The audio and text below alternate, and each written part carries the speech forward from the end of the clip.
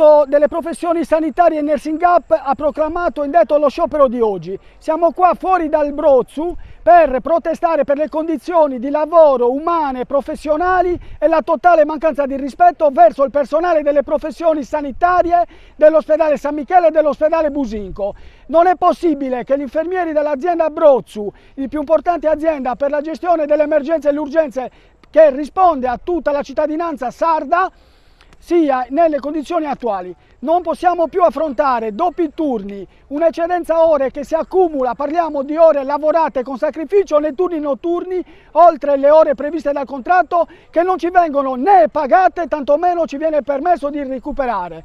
Non è possibile che dopo le numerose condanne che ha ricevuto l'Arnas Brozzu per aver demansionato, dequalificato il personale sanitario, gli infermieri ancora lavorano dequalificati. Chiediamo l'assunzione e la presenza degli operatori sociosanitari in tutti i turni, mattina, sera e notte. I pazienti hanno diritto ad avere un'assistenza dignitosa, ovvero tutte le figure professionali che devono essere presenti. Siamo stanchi, non è possibile, siamo presenti.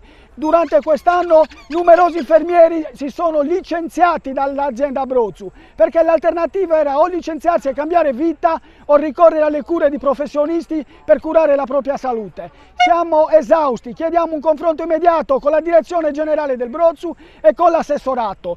Siamo arrivati allo sciopero di oggi dopo mesi e mesi di vertenza presso il prefetto, dove non si è mai presentato né il direttore generale e tantomeno l'assessore. Non è possibile che le risorse economiche, le risorse umane di personale dell'Arnas Brozzu siano considerate uguali a un ospedale che non fa emergenze e urgenze. Basta, diciamo basta. Dopo questo sciopero la settimana prossima manifesteremo davanti al Palazzo della Regione e stiamo pronti, se non veniamo ascoltati, a proclamare uno sciopero di 48 ore.